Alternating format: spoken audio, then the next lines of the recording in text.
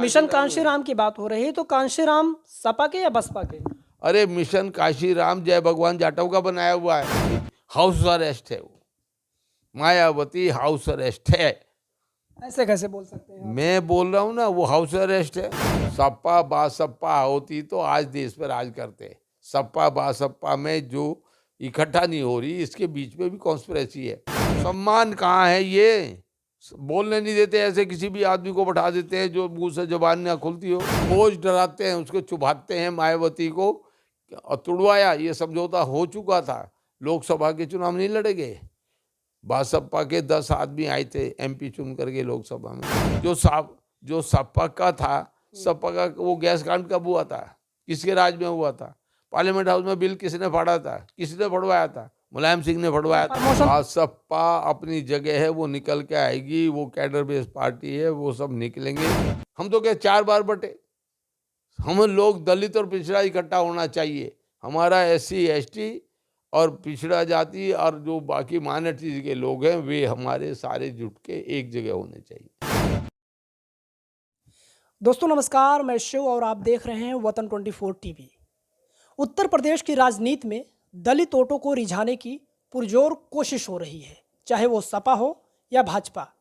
भाजपा दलित सम्मेलन कर रही है। अभी कौशाम्बी में उसने दलित सम्मेलन किया था। केंद्रीय गृह मंत्री अमित शाह उसमें शिरकत किए और कई योजनाओं का जो है उन्होंने घोषणा की।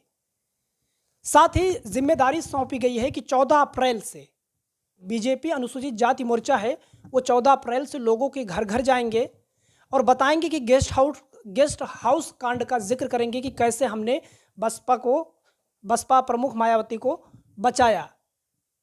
और दूसरी तरफ सपा प्रमुख अखिलेश यादव मिशन कांशीराम की शुरुआत कर चुके हैं और इसकी जिम्मेदारी दिए हैं जो बसपा से निकले हुए नेता हैं, जैसे स्वामी प्रसाद मौर्य हो गए और इंद्रजीत सरोज हो गए। तो इस कारवां को आगे बढ़ा रहे हैं और कोशिश यही है कि जो दलित वोट हैं वो कैसे इनके पाले में आएंगे। तो इसी मुद्दे पर बात करने के लिए हमारे साथ बहुजन चिंतक जय भगवान जाटव जी हैं। इनसे हम बात करेंगे कि आखिर इस सियासत को ये कैसे देख रहे हैं, कैसे देख रहे हैं।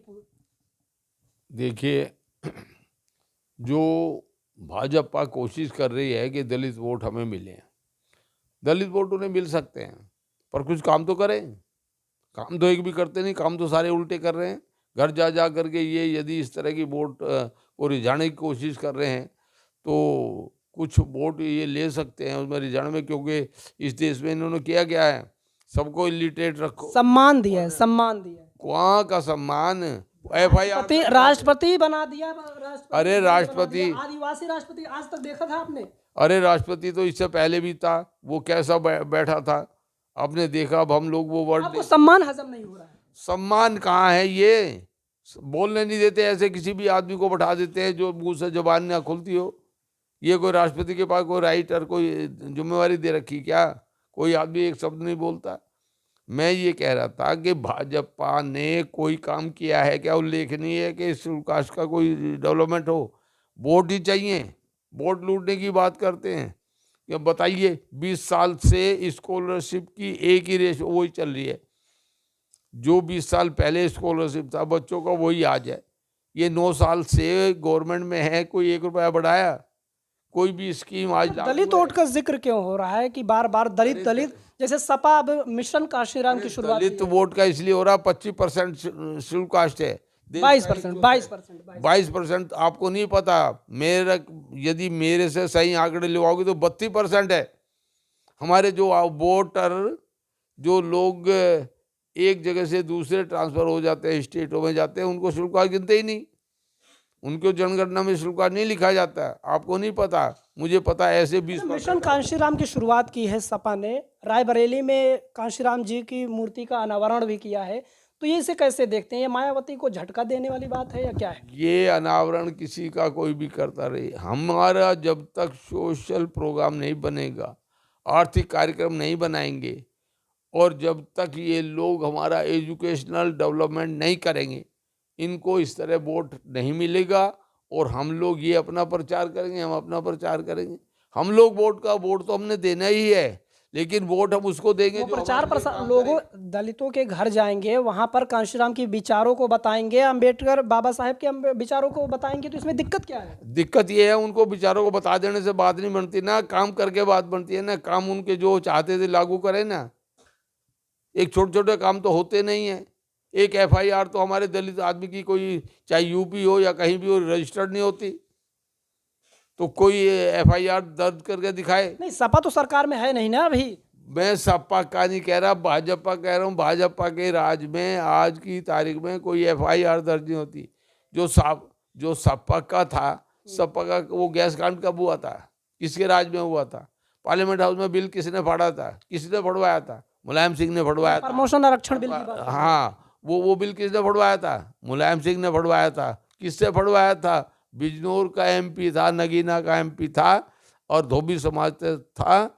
शेड्यूल कास्ट के आदमी को ही खड़ा करके वो बिल फड़वा दिया था। तो ये बात हम भूला थोड़ी है, समाज थोड़ा ही भूला है। ये घर घर जा करके हमें उल्टा पाठ पढ़ाना चाहेंगे तो कोई। उनकी राजनीति में उन्होंने सुधार किया है, तो आपको स्वागत नहीं करना चाहिए? नहीं, स्वागत हम करेंगे। वो उन चीज़ों के लिए माफ़ी मांगे।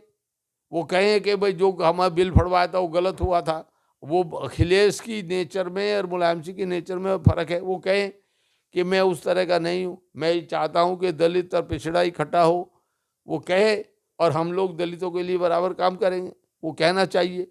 और जो वो हुई है वो गलती को वो स्वीकारें कि जो बिल फाड़ा था रिजर्वेशन इन प्रमोशन वाला, वो हमारी गलती थी, नहीं फड़वाना चाहिए था। वो बिल आज लागू होता तो उसका सारा फायदा बैकवर्ड को भी होता, सबको शेड्यूल कास्ट। देख कर लगता नहीं कि सपा अगर कुछ बयानों को देख लीजिए अखिलेश यादव के और स्वामी प्रसाद मौर्य को आगे करके, जैसे अगड़ा वर्सेस पिछड़ा करने की कोशिश हो रही है। अगर आप बहुजन चिंतक हैं तो अगड़ा वर्सेस पिछड़ा हो रहा है तो क्या दिक्कत है?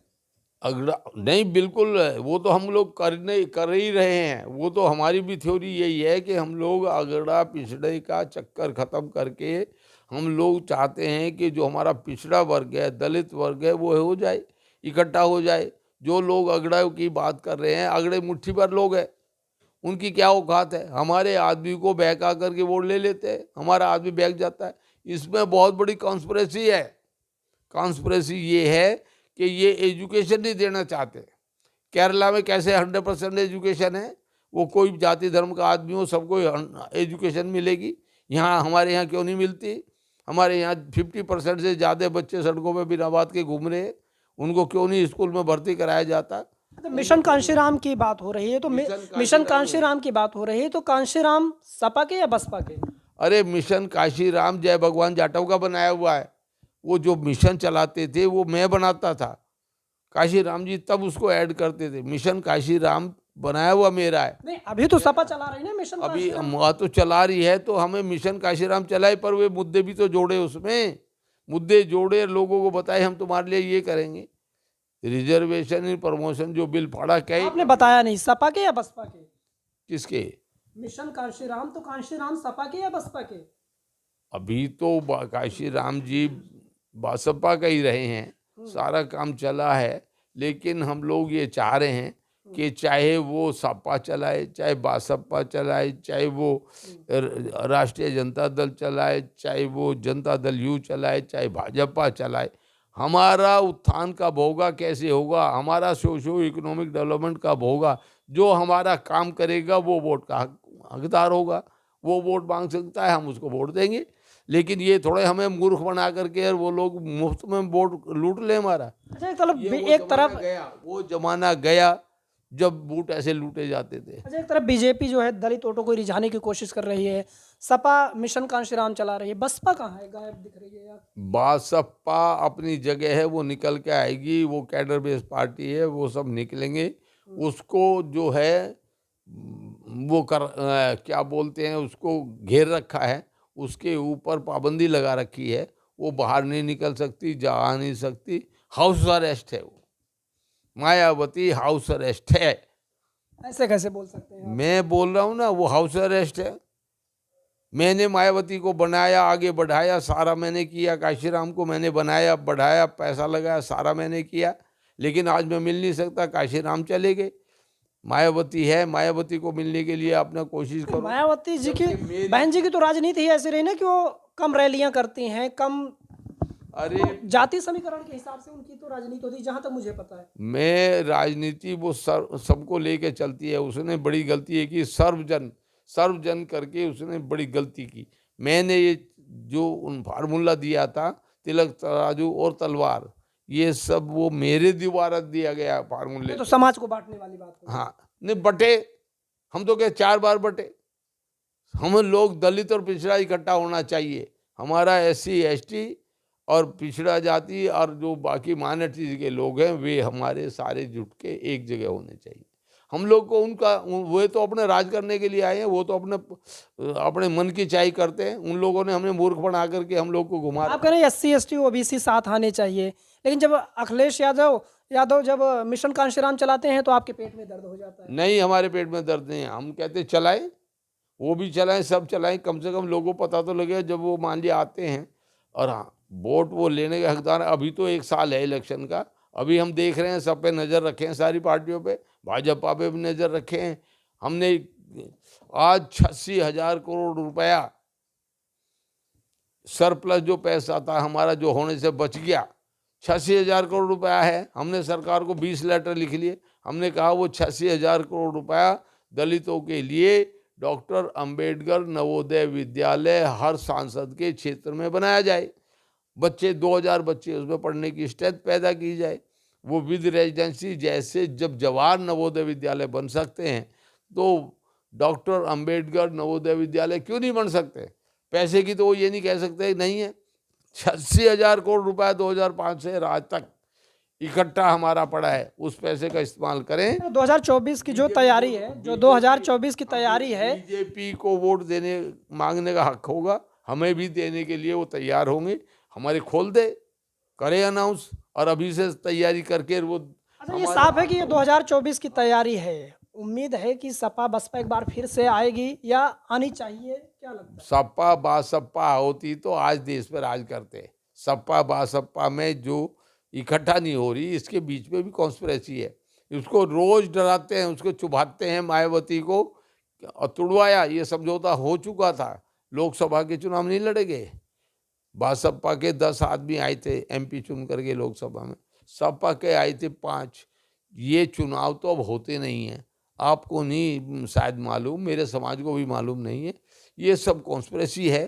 चुनाव नहीं होते। वोट अब किसी को डालो, उससे कोई फर्क नहीं पड़ता है। मैनेज करना काम है, और भाजपा मैनेज करना जानती है।